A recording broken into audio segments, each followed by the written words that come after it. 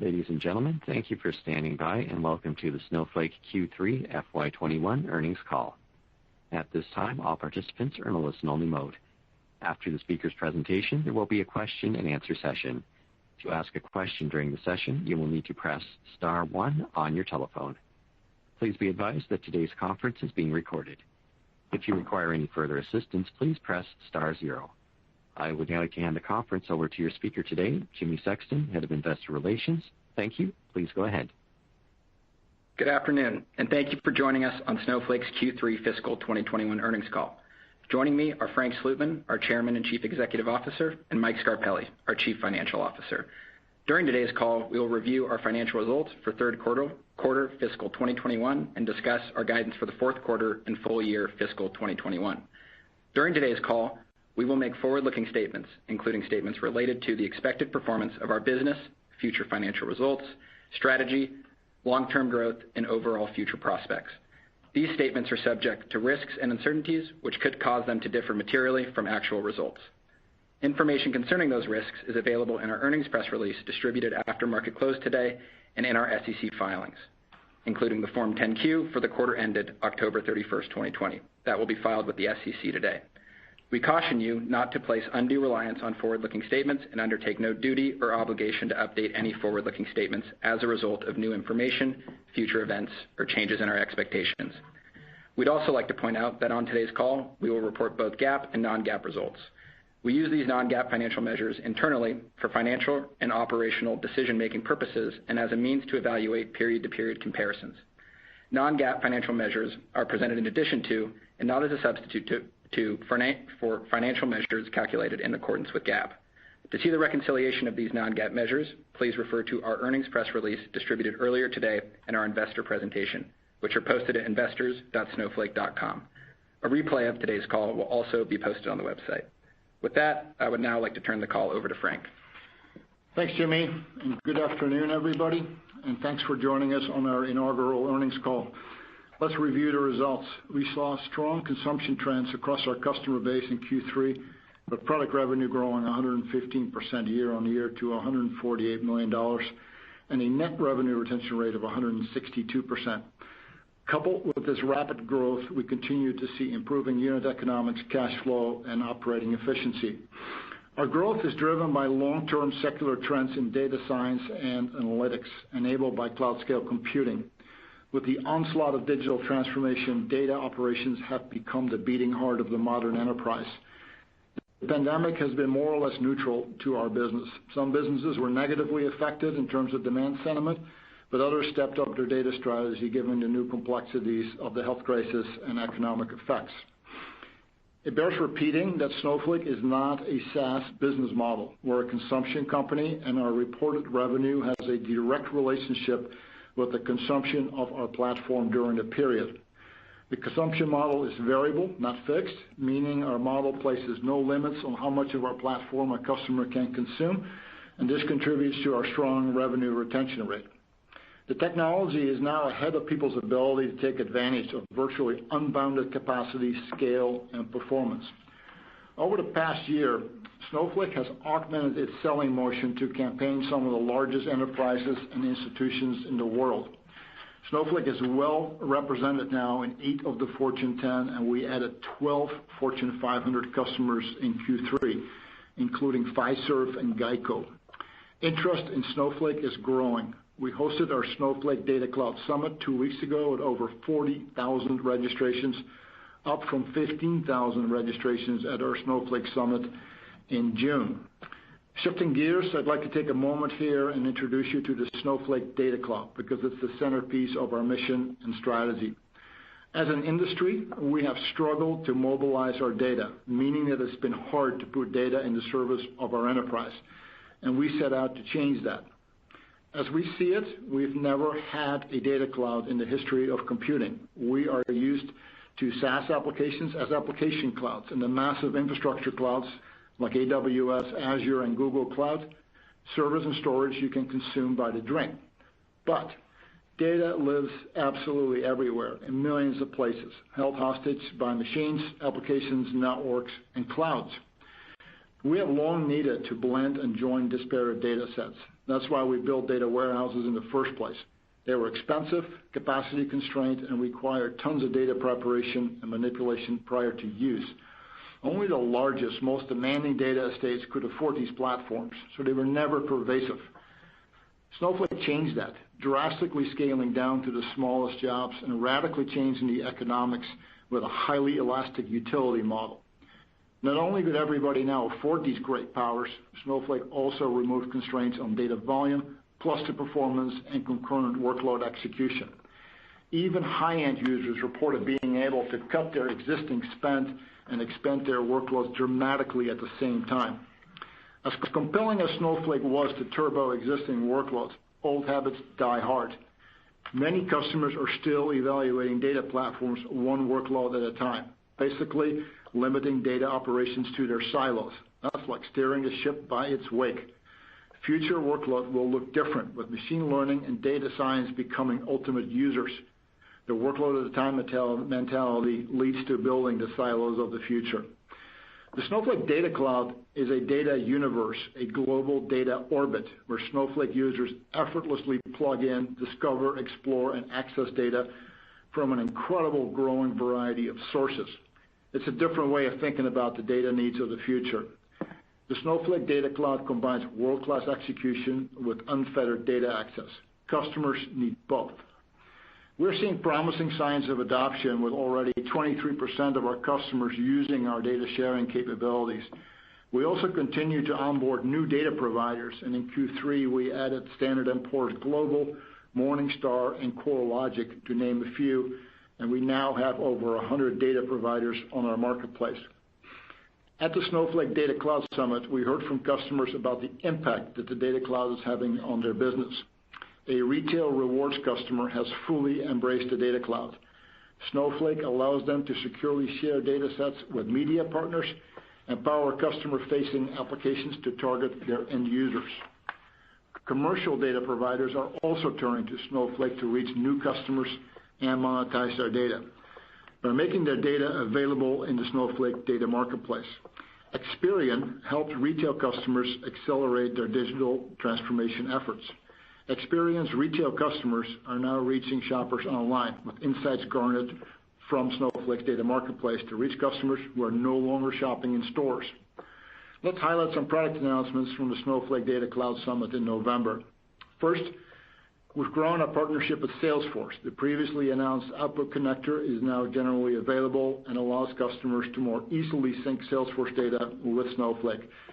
Secondly, we announced Snowpark, our new developer experience. Snowpark will enable users to write code in their preferred language to build data transformations and score machine learning models, all processed by Snowflake. Third, we announced support for unstructured data, in addition to our long-standing support for structured and semi-structured data. And lastly, we are enhancing our data governance strategy with the introduction of row access policies, tagging, and column masking. This will help our customers control access by user type in a highly granular fashion. Very important given the heightened sensitivity around data governance. These capabilities are essential to grow on the Data Cloud, and you can expect more platform enhancements from us going forward. Before closing, I would like to highlight the upcoming release of our book, The Rise of the Data Cloud. We wrote this book because the Data Cloud is the centerpiece of our strategy and vision. We showcase many customers in numerous vertical industries with their Snowflake journeys and experiences. It's meant to enlighten and inspire, something we call the art of the possible. The book will be available on December 4th. In closing, we're pleased with our quarter and excited about the momentum coming out of the Data Cloud Summit as we head into the final quarter of our fiscal year. With that, I will turn the call over to Mike. Thank you, Frank. Before I discuss our results and guidance, I would like to spend some time discussing our unique and powerful business model. We are not a SaaS model. We are a consumption model. Our business model is a key differentiator for us and is designed to drive customer success. Our customers purchase credits, and when those credits are consumed, we recognize the revenue. Unlike a ratable model, we only recognize revenue if the customer uses our platform. For this reason, there is no shelfware in our revenue. For many customers, it takes several months, up until they are up and running at full capacity, and this model gives them the flexibility to purchase the amount they plan on using without wasting credits or exceeding their original contract if they consume more than planned. For these reasons, we do not focus on the same metrics that a SaaS business would. We focus on product revenue and remaining performance obligation. Product revenue, which excludes professional services and other revenue, is the most transparent disclosure we offer. It gives full insight into how our customers are actually using our product in the period reported. If a customer purchases credits and does not consume, their revenue will be $0. We also focus on remaining performance obligation, or RPO. RPO represents all the contracted revenue not yet recognized, including both deferred revenue and non-cancelable contracted amounts that will be invoiced and recognized as revenue in future periods. Unlike most SaaS businesses, billings is not a meaningful metric for us because it is less correlated to product revenue due to the variability of consumption. I would also like to mention that our GAAP financials will now be available on the Snowflake Marketplace, and we encourage all of you to consume our financial information in a new way. Going forward, we will be publishing our quarterly results on the Marketplace in conjunction with our earnings. Now let's turn to our results and guidance. For Q3, product revenues were $148 million, representing 115% year-over-year growth.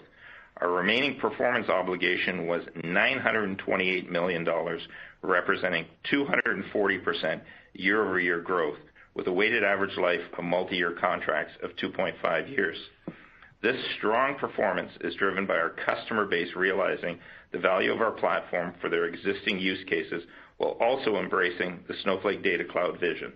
As I mentioned earlier, our business model allows our customers to consume their entire contract before the end of the term, which is what we often see.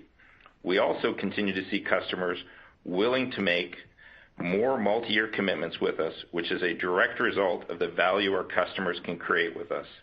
As we continue to scale, we are increasingly focused on moving upmarket, and you can see the benefits of those investments paying off. In Q3, we saw the number of customers consuming greater than $1 million in trailing 12-month product revenue increase to 65, up from 31 in the same period last year. Turning to margins, on a non-GAAP basis, our product gross margin was 70%, positively impacted by one-time credits received from a cloud service provider in connection with our new agreements. Operating margin was negative 30%, benefiting from lower than expected employee-related costs, and our adjusted free cash flow margin was negative 23%, positively impacted by prepayments coming in lower than expected and a stronger operating margin. Going forward, we will report and guide non-GAAP adjusted free cash flow. Adjusted free cash flow will exclude the impact of cash paid for employer payroll tax items on employee stock transactions. This quarter, we saw $800,000 impact from those items. For a detailed bridge of cash flow from operations to adjusted free cash flow, please refer to our investor presentation on our IR website.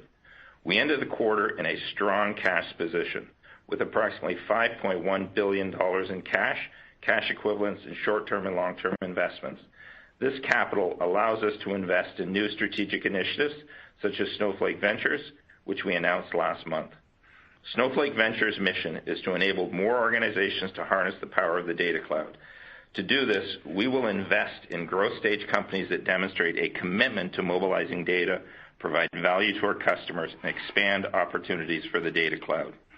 Similarly, we will continue to evaluate strategic tuck-in opportunities in M&A focused on talent and technology. Our acquisition strategy aligns with our product strategy. Everything must be done the Snowflake way, and that means delivering as one native product. Now, I would like to give an update on how we view COVID impacting our forecast. Our forecast assumes our employees will continue to be working remotely for the foreseeable future. We have proven our ability to maintain productivity during the pandemic and are in no rush to return back to the office and regular travel. Leveraging Zoom and other collaboration tools, we've been operating at a high level and able to smoothly onboard over 500 employees during the pandemic. We believe we will eventually be back in the office, but until we have new information and can guarantee our employees' safety, we will continue to work remotely. Now let's turn to guidance for the fourth quarter and full year fiscal 2021. For the fourth quarter ending January 31st, 2021, we expect product revenues between $162 and $167 million, representing year-over-year growth between 97 and 103%. Turning to margins, we expect on a non-GAAP basis an implied 70% product gross margin, negative 30% operating margin, and negative 8% adjusted free cash flow margin. And we expect 283 million weighted average shares outstanding. I would like to remind everyone that because of our consumption-based business model, we do not recognize revenue immediately after a deal is booked. For this reason, you may not see a revenue beat flowing through to the next quarter like you would in a ratable business model. Just because a customer consumes in a certain pattern one quarter, it does not necessarily mean they will continue those patterns going forward. For the full year fiscal 2021, we expect product revenues between $538 and $543 million, representing year-over-year growth of between 113 and 115%.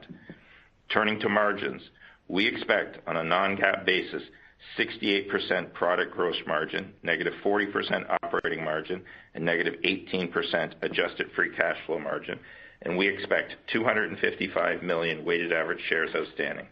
With that, operator, you can now open up the line for questions. At this time, I would like to remind everyone, in order to ask a question, press star 1 on your telephone keypad. To withdraw your question, press the pound or hash key. Please stand by while we compile the Q&A roster. Your first question comes from the line of Heather Bellini from Goldman Sachs. Please go ahead. Great. Thank you very much, gentlemen, and congratulations on the first quarter out of the gate. I wanted to ask a little bit, you mentioned, kind of keeping your employees home as a result of COVID until things are safe, but wondering if you could share with us a little bit about what you've noticed in terms of the pace of consumption trends as the pandemic's been going on and as people prioritize moving to the cloud. Can you share with us any anecdotal data about how customers might be even accelerating their pace of capacity usage with Snowflake? Thank you. Yeah, Heather, it's Frank. I'll give you one example. We have a data set on our Snowflake Data Marketplace that's listed by a company called Star Schema, which provides detailed incident and fatality rates, very, very detailed, and they're updated continually. And we saw almost our entire customer base access that data within days and weeks. And when that happens, it drives consumption, and that access has continued to this day. So sometimes you have catalysts in specific data sets that really help customers overlay data, run models, understand their demand environment better, and so on. It's hard to generalize. This is just sort of a single anecdote that kind of stands out to us. I would add, Heather, that we do see in certain industries, like we have some customers that are in the travel industry, we see their consumption down, but we have a lot of customers that are kind of more in the online consumer world, that their business is booming and their consumption is much higher than we're forecasting. So it all depends upon the industry they're in, but on average, we're seeing our customers consume more than we would expect. That's why we ended up beating by what we did. It was a higher beat than I was expecting for the quarter. Great. Thank you so much, guys. Your next question comes from the line of Raimo Lenschow from Barclays. Please go ahead. Hey, thanks. Congrats from me as well for the first quarter, and thanks for the presentation as well. Lots of useful information in there. Frank, question for you. You mentioned earlier about the data formats that you're kind of dealing with and that you're now doing also like unstructured data. Can you talk a little bit about the evolution? Because, when Snowflake started out, it was a very good relational cloud data warehouse, and then when you guys came, it became much broader. Can you talk a little bit like how do you see that evolving, how quickly you see customer adoptions in the other areas of working with data coming through as well? And I have one follow-up from Mike. Yeah. So the overarching theme here is that we have evolved Snowflake from being the data warehouse in the cloud to being a cloud data platform, and the distinction there is a much expanding scope of workloads.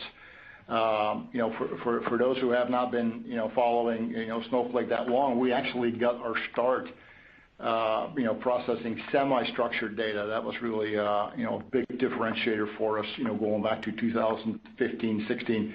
Yeah, but certainly structured relational data is a mainstay of our business. But when you're following a cloud data platform strategy, what happens is that our customers are seeking broader workload support, broader data support, and we also announced couple of quarters ago, support for geospatial data, and the uptake of that new data type is just enormous. So there is ferocious appetite in our customer base for us expanding the scope of our capabilities, both in terms of workloads and in terms of data types, our ability to use external services. So it's a very broadly capable platform. Customers don't want a multitude of platforms in their environments. They're very, very intent on bringing as much data as they possibly can onto Snowflake and running as many workloads as they can on Snowflake, and we're running hard to enable that. Okay, perfect. Thank you. And then, Mike, on gross margins, I got the 68% gross margin kind of comment you gave. Can you talk a little bit about the puts and take in terms of that in the long run? Obviously, with bigger scale, you have more negotiations power with the big cloud vendors. How is that going to change the margins going forward? Thank you.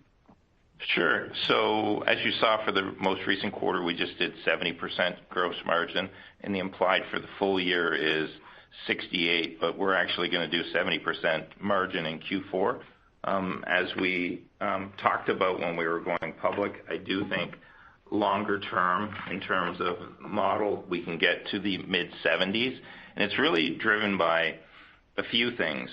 One is better pricing with our cloud vendors. We did just renegotiate deals with two of our cloud vendors, AWS and Azure, who are the majority of virtually all of our businesses run in there today. And I do think as we continue to grow, we'll be able to renegotiate those again. Scale. We have a lot of deployments around the world where we're not even close to being at scale, and especially as EMEA is starting to take off for us, we'll get more scale in those, which will drive better margins for us. And then also, we're seeing a lot better discipline in our field around discounting, and if you see the average price per credit we're getting, it continues to increase. So those are the three things that are really going to drive that margin. Okay, perfect. Thank you. Congrats. Your next question comes from Brent Bracelin from Piper Sandler. Please go ahead. Thanks. One for Frank, a quick follow-up for Mike here. Frank, we're starting to pick up broader interest for Snowflake in the insurance industry, which makes sense given this industry tends to be more data intensive. But I guess, could you talk about the opportunity you see for Snowflake in insurance or any other vertical maybe that stood out this quarter where you're seeing outsized traction? Yeah, I've been involved in a lot of insurance, campaigns, and they're very keen on transformation more so than just modernization. Many of the larger insurance companies have very broad cross-selling capabilities, but do not have the systems from an analytical data standpoint to support that. So they're very, very intent on sort of dislodging themselves from their historical on-premise systems and really gain the promise of data sciences and machine learning. And you need to have platforms like Snowflake to be able to enable that. So yeah, we announced a number of insurance accounts this quarter, and we love that industry because, as you said, they're very data rich. There's enormous potential, for us to really digitize, if you will, or really bring digital transformation to the insurance industry. So super exciting. Great. And then Mike, just as we think about the RPO momentum this quarter, I mean, much stronger than I think we had kind of thought it would be. And I know you had the benefit of a very large contract last quarter. So what drove the acceleration and kind of new bookings this quarter? And and that upside in RPO? As we're moving more into large enterprises really want to do multi-year deals. They're not interested in having to go to procurement every year. And so we saw a number of large enterprises commit to multi-year deals with us, and we think that is going to be a trend that will continue. And I will say it wasn't until this year that our sales force really started pushing more 3-year deals, and we're going to continue to do that going forward in the future. Good to see. Thank you. Your next question comes from the line of Patrick Colville from Deutsche Bank. Please go ahead. Hey there. Congrats on the quarter. Very impressive. Can I talk about the competitive environment in my first question? Just, what do you guys see? Who do you see as the kind of most formidable competitors right now? And I guess, what's happening in the on-premise world? Is that still kind of, low-hanging fruit? Yeah, Patrick, it's Frank. Our competitive environment is very much dominated by the public cloud vendors. I think, we said that over and over, and it really hasn't changed. The only time that we're dealing with on-premise environments is customers are trying to figure out, how to modernize and move off of those platforms. They're not viewed as options going forward. So, it may be that our filter is biased, but our competitive dynamic is very much centered on the 3 public cloud platforms. That is the vast majority of competitive interaction that we have. I would say the only time we really come across the on-prem is where they're the incumbent, and they're really not considering keeping them, and they're evaluating with us and the other public cloud players.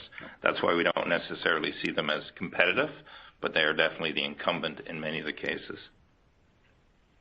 Got it. That's very clear. And I guess my second question is around the support for unstructured data. That's a really interesting announcement. I guess, what kind of use cases are you expecting, I guess in that category in the near term? What kind of things that you think customers will likely, what unstructured data will they likely start with? Well, for sure, image data, video data, PDFs, social media. And by the way, this is also where ML services are going to become, machine learning services are going to be really interesting because, say I have image scans from a webcam somewhere in the city, and I'm able to shoot that over to an external service, have it scanned to whether that's a recognizable, known person. There's going to be enormous potential, for this, and we're, as I said earlier, we're getting pushed by our customers to really bring these different data types, onto our platform because they're just part of the types of analytical processes that they want to run. So that's sort of where we see this initially going, and these data types are large. So this will definitely add to the storage side of the equation as well. That's great. Thank you very much for taking my questions. Your next question comes from the line of Keith Weiss from Morgan Stanley. Please go ahead. Excellent. Thank you guys for taking the question. I want to talk a little bit about Snowpark, another kind of recent announcement that you guys made. One, in terms of how does this evolve kind of the broader story in terms of overall Snowflake and sort of get more people engaged with the overall platform? Then if we think about the monetization strategy for something like Snowpark, and I guess the same makes sense to sort of like the overall marketplace, is this all in the service of just like sort of the more workloads you could get on the platform, the more consumption of that data, it just is just more compute, and that's really how you get paid on all of these? Yeah, Keith, Frank.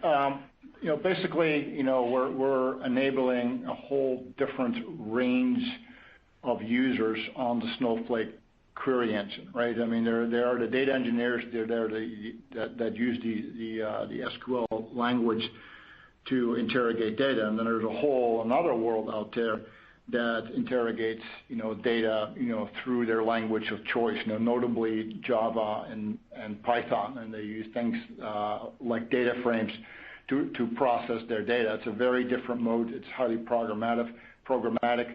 A lot of data transformations, a lot of machine learning type of processes are executed through these languages. So what Snowpark, will do is we will start hosting the language runtimes, inside the Snowflake platform. So it becomes a completely optimized experience. It dramatically expands the workload scope of Snowflake. So it's a very, very important direction, for us. And you're correct in terms of, how does this help? Our entire, business model, as we've said over and over, is based on consumption. So anything that drives consumption of our query engine and our platform, accrues to our business model. So our whole strategy is driven to move the dial on consumption, and this is definitely going to do it. We have many large customers who said that this is really, really important to them, because what Snowflake will bring to these environments is highly optimized efficiency in terms of the economics. Secondly, very, very highly optimized performance, and performance and efficiency are highly related. And the third one, this is super important, is governance, right? And this relates to privacy and security. So for customers, they really want to lock down their environments from a governance standpoint with a single platform. So to the extent that we can enable these workloads, and consolidating these workloads onto Snowflake, that's really helping them. Got it. And maybe if I can sneak in one follow-up. In terms of the partnerships that you guys have been signing, any ones in particular that have been ramping up more aggressively than others, or maybe helping you guys with the new customer acquisition and moving up market that we should be keeping an eye on? Well, the number one partner that has helped stimulate tons of activity has been the relationship with Salesforce. And we knew that was going to happen because the Salesforce data is incredibly prominent in the Snowflake world, because that data typically gets overlaid with all kinds of different types of marketing data. Salesforce is not an island, and I think that's one of the reasons why our relationship with Salesforce evolved so productively, because they understood that the data gets blended and overlaid with data coming from other sources, and that really then translates into new insight, new signals that help drive the business. So Salesforce has driven a lot of new looks and new interest in our combined offerings. Got it. That's super interesting. Thank you, guys. Your next question comes from the line of Brad Reback from Stifel. Great. Thanks very much. Mike, your comment earlier around less discounting, how much of that is a function of better execution in the field by the sales force versus customers just being much more comfortable migrating to the cloud and you being able to take advantage of that? Thanks. I would say a lot of it is our better discipline in our sales force, but then also given the reference customers we have and what customers are seeing, they're more willing to move to Snowflake as well too, which makes the procurement process easier. Great. But what I will Thank you also very tell much. you today, the product we're delivering today is so much better than what it was 3 years ago or 2 years ago continues, and it becomes more, the performance on it every year gets better and better. And as a result, customers should pay more for it. Because they save money. Yeah, correct. Excellent. Thank you very much. Your next question comes from Mark Murphy from J.P. Morgan. Please go ahead. Yes, thank you. I'll add my congrats. Frank, where do you think we are in the cycle of COVID impacts, specifically on the new logo bookings piece? I think Chris Degnan had said recently that customers that were hesitant to start their cloud journey are moving faster now. And so it looks like a bit better quarter for your customer ads. Are you feeling that incremental improvement in the new logo bookings kind of relative to where that was in the March and April timeframe? Yeah, I think that the demand sentiment was stronger in this period than it was in the first half of the year, and COVID has definitely one aspect to it. I certainly think that our public market debut, also added to sort of the general energy and notoriety, if you will. It just became kind of a catalyst for a lot of people wanting to find out more and really take the relationship to the next level. So it was a tailwind in many ways, and that certainly was one of the reasons why we wanted to take the company public, is to really raise the stature of the company in the marketplace, because we sell to the largest institutions and enterprises in the world, and we're also competing against the largest ones in the world also. So these things are important. As a quick follow-up, could you help us understand how aggressive your ambitions are going to be in the data science arena? You've touched on it a bit, but for building machine learning models and AI algorithms, and also for handling log data or machine data, is there equal customer pull in both areas, or is it stronger in one or the other? Oh, we do a ton of work in machine data, log data. I mean, security data lakes is a growing use case that has a ton of interest, and we already have very, very large deployments of those. So that's an area that is very exciting. As far as machine learning goes, what we are doing is we're really enabling ourselves architecturally to really accommodate machine learning services, so that we can really take advantage of all the technology that is out there. What you're not going to see from Snowflake is that we're going to go buy something and then go it alone and sort of shut out our partners. I mean, our architecture and our strategy is very much on embracing and enabling all the capabilities that are out there. Customers have tons and tons of choice. They can use ready-made services. They can use the tooling for building new services. And that is in contrast to some of the competitors that we have in the marketplace. So we have very specifically chosen for that path. But we're going to be super, super active in data science. This is why, because they are the ultimate consumer of the Snowflake cloud data platform. Thank you. Your next question comes from the line of Patrick Walravens from JMP. Please go ahead.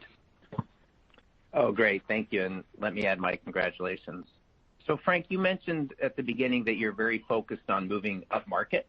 And I'm just wondering if you could provide some more color on what that entails from an operational perspective for you guys. Yeah, so we talked about this quite a bit, during the roadshow. But when we joined the company, Snowflake was mostly a sort of a commercial selling, high density, relatively small contracts but high volume, and fast, sales cycles, quick adoption. And the company really liked that model. But us coming in says we just know that in order to win in markets, you have to knock down the biggest, most iconic logos in whatever city, state, country, or region that you're in. So we really had to pivot our organization, or I should say, enhance the organization to layer in a selling strategy and a sales motion that campaigns these very large institutions. And we went as far, and we were a private company at the time, of course. We did open heart surgery on our sales organization, and we separated it between a sales organization that campaigns the largest 250 accounts in the world, and then sort of the rest of the large enterprises, and then we're segmented even more on the low end also. And that's because the type of salespeople that we have to hire, the type of legal contractual posture that we have, the security team that we have, the type of compensation plans that we need to have, is all different when you're campaigning these large accounts, because they are long campaigns. They're very political. They're very challenging. It requires tons of senior management involvement. So, we've been working on this now for well over a year. And, as Mike pointed out in his prepared remarks, we've made a ton of progress. And we expect, to become very heavily weighted over time to, sort of that part of our business. Because these large accounts, I mean, the amount of money that they will spending on these type of services is going to be much larger than anybody is currently, really understanding, because this is becoming so important, so core to how they do things. So yeah, it's a very important shift or evolution, whatever word you want to use. so that we are very aggressively oriented towards the largest companies and institutions in the world. Okay, that's super helpful. Thank you. Your next question comes from the line of Tyler Radke from Citi. Hey, thank you very much, and congratulations on the first quarter here. I wanted to ask you a little bit about the guidance for Q4. Obviously, you saw really strong RPO growth in Q3, and I'm curious if there were any factors that had perhaps a short-term negative impact on the Q4 revenue guidance. I know oftentimes when you sign these big deals, customers, through volume-based discounts, get effectively a lower consumption credit rate. So I'm wondering, I guess, if almost the RPO strength that you saw this quarter and the large commitments that were signed, if that had any type of negative impact on your expected growth rate for revenue in Q4. No. You have to remember, a lot of that RPO are new deals that we were booking. And as I said before, it takes customers we have a lot of big on-prem migrations that are going on. And until those ramp up, and it could take 6 months plus, you don't really see any revenue from that. And so a lot of that won't flow through until next fiscal year. Got it. Helpful. And on data sharing, I think you talked about a pretty healthy mix of your customers that are using Snowflake for data sharing. I guess a couple questions there. What are you seeing more at this point? Is it kind of the internal data sharing use case, or is it the external? I know you did talk about over 100 data providers. And then secondly, I know it's still early, but have you seen any trends where once customers use data sharing, you see consumption rise by orders of magnitude, or just help us think through how much that consumption potential is once customers move over to a data sharing use case. Yeah, it's Frank. The important thing to understand is that both gaining and providing data access to external sources, whether they are inside an institution or whether they external, is becoming a main part of data operations. Historically, it hasn't been as we used file transfer protocols, APIs, to move data from A to B. It was logistically incredibly hard. It was a very governance challenge. People did it because they had to, but they absolutely didn't like it. So here comes Snowflake with a frictionless, seamless data sharing model. All of a sudden it's like, hey, part of our data operations is that we both gain and provide access to, in the case of large financial institutions, they have hundreds and hundreds of data sets that they gain access to and provide access to. So data sharing is part of data operations. We're just for the first time now really providing an extremely strong model, operational model, to be able to do that. And historically, people just didn't do as much of this because it was so damn hard. Now, I will tell you that job one, for most of our customers is, well, first I got to get my data to the cloud. Then I gotta do the database migrations, which is usually the biggest part of the transitions. This is just modernization, and then we start thinking about transformations in terms of running processes that we've never run before, things that are now possible that couldn't be done before. And typically, data sharing is sort of the frontier, if you will, of the new things that are now possible that people had never even considered before. It was not even an option, and they were so preoccupied with just doing things in terms of blocking and tackling that they had never gotten around to really fully examining and understanding and what is now possible. So it's usually, data sharing is usually not the first part of the conversation. It's something that sort of evolves over time. And what we are seeing though is that we're now getting into deals where people already have strong incumbents on the cloud relative to existing workloads, and the data cloud and our data sharing capabilities are busting open accounts, where normally on a workload basis, we would not really have that much opportunity or the customer incentive to even look at us. So the sales force loves that about it. It's a conversation where we're hitting 1,000. Okay, it just never fails to trigger new interest. So we like it for all of those reasons. Yeah.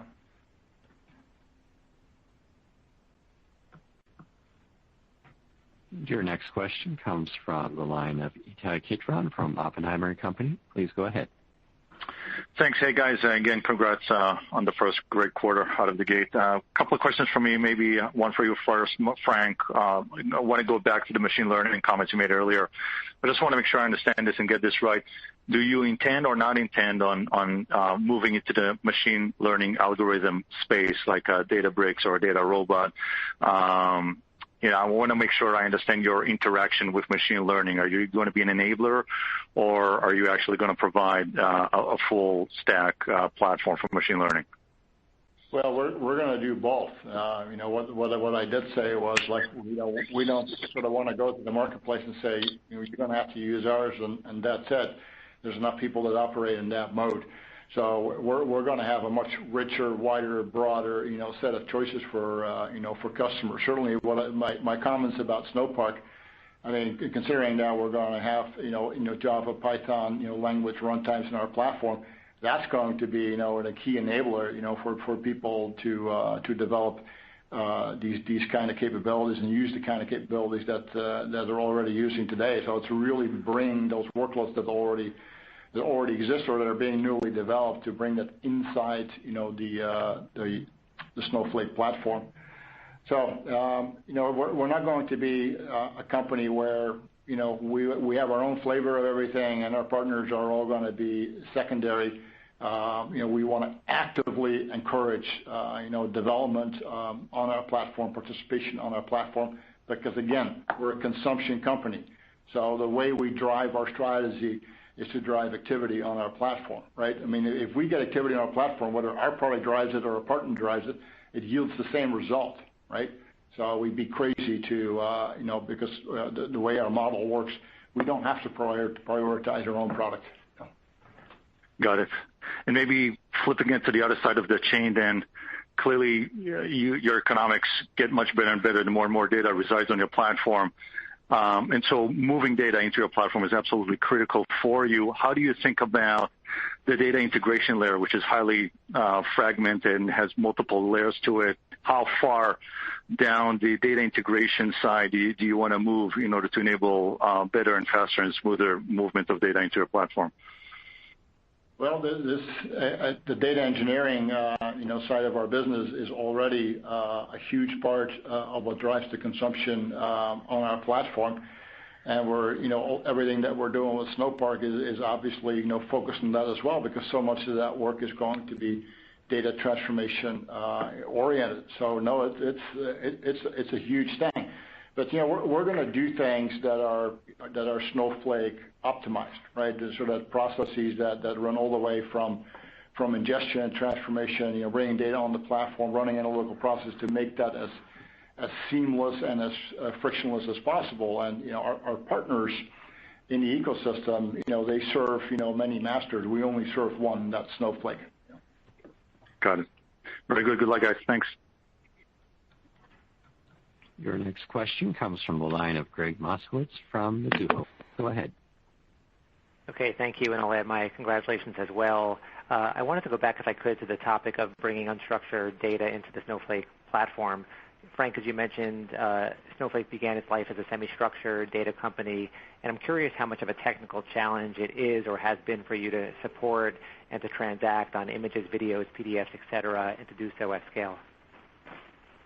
Well, it obviously is not a no-brainer. Otherwise, we probably would have done it, a long time ago.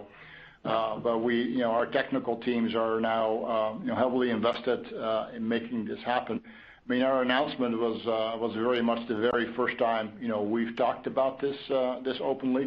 I expect that in our next Snowflake Summit event, which is in June of next year, we will have extensive technical details and presentations on this topic. So we'll be communicating on this topic in full detail at that time. So we're certainly not prepared or ready to do that right now. Look forward to that. And then just as a follow-up, so 23% of customers already using data sharing, really impressive for a service that frankly hasn't been available all that long. How does this uptake compare to what your expectations were at this stage? And then also, where can this go longer term? I think longer term, I mean, I think everybody is going to be doing this. As I said earlier, this is going to become core to data operations. The whole notion of a data cloud is you're not just running, data sciences against your own data silos. You're going to be running it across disparate data sets, meaning data that lives, inside your world, outside of your world. That's really what data science is all about, is to build these highly descriptive models that can then be used, predictively and prescriptively, to really get closer to business outcomes. So in order for the data cloud to really happen, as a concept, this is going to become incredibly mainstream. That is our general strategic assumption, about data. It is not going to stay where it has been historically because we were essentially encumbered by technology, and we're not anymore. It's wide open. So I think customers are learning and slowly sort of gaining an appreciation of what all the new possibilities are. I mean, I said in my prepared remarks, technology is now well ahead of people's ability to use it, right? And people are scratching their heads like, wow, this is just unbelievable, the scale, the scope, the power that we have. How do we use it? And that's sort of where we are. Really exciting, but nobody sort of has the playbook ready to throw at it. So it's a bit of a journey that we're on, and everybody will be on. That's great. Thank you. Your next question comes from the line of Derek Wood from Cowen and Company. Great, thanks, and congrats on a strong quarter. My first question, I wanted to ask about a couple different regions. First on Europe. I think you guys have been building out a major accounts focus there. Would love to hear about how that's tracking versus kind of what you've been experiencing in the U.S. And then in the U.S. regarding the Fed, I think you guys have received some new FedRAMP certifications this year. Can you just talk about how you're thinking about the opportunity with the government looking at over the next couple of years? Yeah, we had a really good quarter in Europe. I was very excited about that. Europe was definitely a region, where we had to sort of re-rack ourselves in terms of our large account orientation. I mean, Europe is even more sensitive to major account campaigning because that's sort of how these markets operate. They really look to their own iconic enterprises to see what kind of decisions they make, and then the whole market kind of follows. So you simply cannot afford to be in those markets and not campaign those large enterprises. So it's a fairly substantial sort of a reboot for us, to be able to have that posture. But we're seeing it pay off. And I have very high expectations and high hopes for Europe, and we're going to be spending time there when we can travel again, to help campaign those institutions. It's a very, very good opportunity. As far as the Fed goes, the hard part about federal government is always getting them on the cloud. They just have historically been incredibly slow to move to the cloud for all kinds of reasons. So the FedRAMP certifications, that we have achieved some certifications that are helping. We need higher level of certifications to really enable that business, further. And that is really sort of the gating factor, if you will, for the Fed really, becoming a solid contributor to the business, which they're not yet. Got it. And then maybe one for Mike. You had a nice rebound in net revenue retention rates, but it has bumped around a bunch over the last few quarters. So can you just walk us through the mechanical drivers in terms of what you've seen in the last couple of quarters, and maybe how to think about how you see those numbers settling out over the next couple of quarters? Well, when we were going public, we had mentioned that we fully expect it would be above 160% this quarter, so kind of came into where we were expecting. These are extremely high net revenue retention rates. I think over time it will come down, but I'm not expecting a steep decline. and I think it's going to be pretty stable for the next little while. It's not something we're going to be guiding to.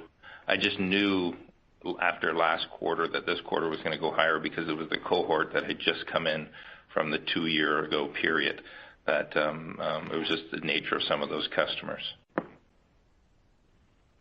Okay, got it. Thanks. Your next question comes from the line of Gray Powell from BTIG. Please go ahead. Great. Thanks for taking the questions, and I'll echo my congratulations on the results. So maybe a couple of questions for Mike. As you look at your growth forecast over the next 12 months, how much of it do you feel like you have visibility on from the installed base today, the customers you just won, and natural growth and usage, and then how much do you think you have to go out and win? First of all, going into a quarter, virtually all of our revenue is coming from our existing customers. Very little comes from customers that are landed in the quarter, and it's less than 5% come from on-demand customers. Over the next 12 months, it's still the vast majority of our revenue is coming from our existing customers that we have. And we do see the growth in those customers. Sure, we need to sell them more, but most of our growth is coming from our existing customers over the next 12 months. Longer term, it's super important that we acquire new customers because those will be the growth drivers in 2-3 years out. Got it. Okay. And I just want to make sure I'm thinking about the Q4 guidance correctly. So if I just look at the last 2 quarters, product revenue increased by about $23 million sequentially in both Q2 and Q3. I would think that usage is seasonally stronger in Q4. So is there any reason why product revenue would only grow by $16 million sequentially in the quarter? How should we think through that? No, it all depends upon the type of customer you are and depending upon what you're doing. There's also a number of our large customers that we've given that are getting more mature right now too, and their growth has slowed down somewhat with some of these large customers.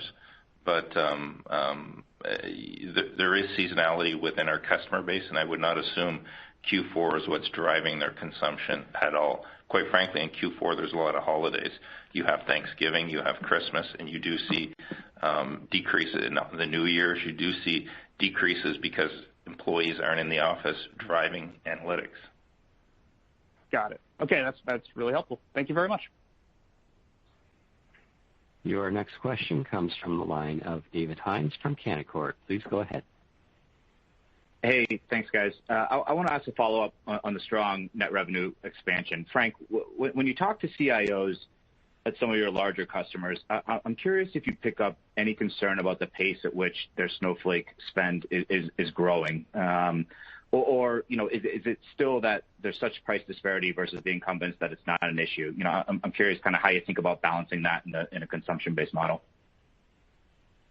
So here's the important thing, and I already mentioned it a little bit earlier. So Snowflake is a variable paradigm, right? In other words, this is not fixed. People can't consume as much and as little, as they have appetite and budget for, which is why you have this buoyancy in the net revenue retention rate because people, because they now they start doing things that they could not do before. The big thing, and by the way, it's not CIOs that are upset. It's usually CFOs that are they can't understand how you go from one period to the next, and all of a sudden the number has doubled, but the business is telling them, no, we need to do this. So people are getting used to spending way more money on this class of service than they ever imagined. And the reason is they now can and they now need to, right?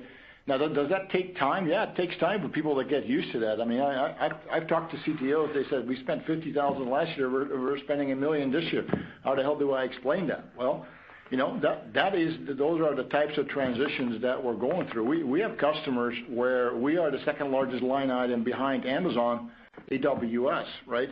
Well, that's a little getting used to for a customer that you're spending on a service like this at this rate. But when data becomes the beating heart of your enterprise, that it makes total sense. It's just that it doesn't make sense in a historical context, and it takes time for us to transition to this realization that like this is pretty damn important.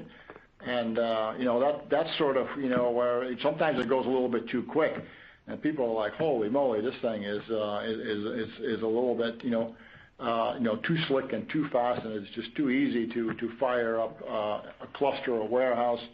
And instead of running this process once a week, we're now running it every night because they see advantage in doing it, right?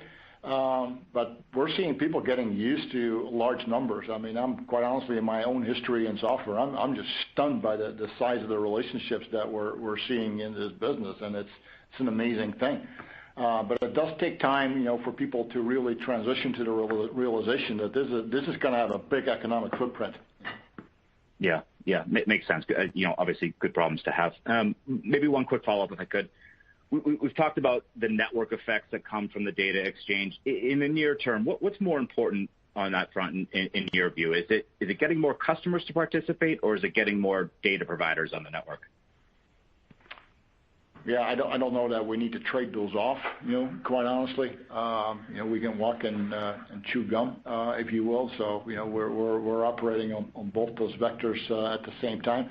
In terms of data providers, sometimes it's more of a qualitative than a quantitative thing, because they're not all created equal. So, some of those, and by the way, it's very vertically oriented, the types of data that we're dealing with. So it's a fairly nuanced thing. It's very important for us that we enrich the data cloud with new data all the time, because there's going to be more and more customers who the reason to be on Snowflake is not just the world-class execution capabilities that we have, but they need to be there because their partners are there, their data providers are there. That after a while starts to break the bow, because it becomes a no-brainer.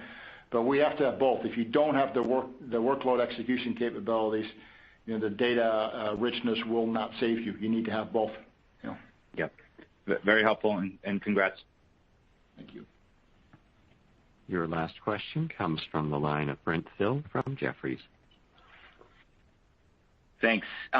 Just on the go-to-market as we go into next year in terms of your quota-carrying sales capacity and your build-out, how are you thinking about what you're adding to the system? Are you accelerating the build-out here, given what you're seeing with the economy starting to stabilize a little bit, or are you just maybe walk us through your thoughts and how you're thinking through the shape of that go-to-market?